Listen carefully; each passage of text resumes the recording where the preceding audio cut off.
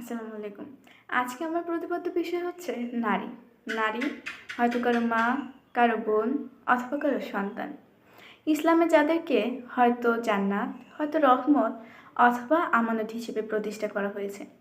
কিন্তু আইয়ামে জাহিলিয়া যুগে ছিল নারীর কোনো অধিকার, ছিল না নারীর কোনো সম্মান।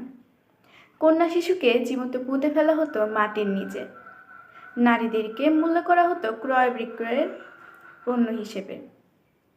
কিন্তু মহানবী সাল্লাল্লাহু আলাইহি ওয়াসাল্লামের আগমনের পর যখন কোরআন নাজিল হলো, তখন ফিরিয়ে দেওয়া হলো নারীর সকল সম্মান এবং তাদেরকে পুরুষের সমান অধিকার দেওয়া হলো।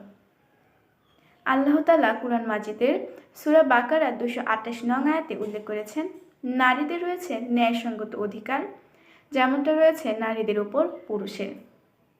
আল্লাহ তাআলা কুরআনে 57 বার নিসা অর্থাৎ নারী শব্দটি এবং ইমারা শব্দটি 26 বার উল্লেখ করেছেন এবং নারীদের অধিকার প্রতিষ্ঠা সংক্রান্ত বিষয়ে পূর্ণাঙ্গ একটি সূরা নিসা নাজিল করেছেন। এমনকি সূরা নিসার 19 নং আয়াতে উল্লেখ করা হয়েছে, তোমরা নারীদের সাথে সৎভাবে জীবনযাপন করো। কুরআন মাজিদ এবং হাদিস শরীফের মধ্যেও নারী নির্যাতন সম্পর্কে, শাস্তি সম্পর্কে বিস্তারিত স্পষ্টভাবে উল্লেখ করা আছে। কিন্তু আজ 1455 বছর পর যখন 3 বছর বয়সী কিংবা 8 বছর বয়সী শিশু অথবা 70 বছর বয়সী বৃদ্ধা রক্ষা পাচ্ছে না মানুষরূপী অমানুষদের হাত থেকে, কিংবা আয়ামে জাহিলিয়াতের নিদর্শন আমরা চোখের সামনে দেখতে পাচ্ছি, তখন কোথায় আমাদের আদর্শ, কোথায় আমাদের নৈতিকতা, কিংবা কোথায় আমাদের সেই ইমানি শক্তি, যে ইমানি শক্তির বড়াই আমরা সবসময় করে থাকি?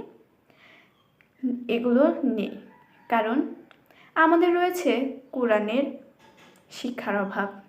চলুন আমরা ইসলাম সম্পর্কে জানি, ইসলামকে বুঝি এবং এটি আমরা পূর্ণাঙ্গ রূপে পালন করি। তাহলে কেবল নারীর অধিকার নয়, বরং রক্ষা পাবে মানব জাতির অধিকার। আল্লাহ সকলকে নেক হিদায়াত এবং নেক হায়াত দান করুক। ভুল ত্রুটি ক্ষমা সুন্দর দৃষ্টিতে দেখবে। আসসালামু আলাইকুম, ধন্যবাদ।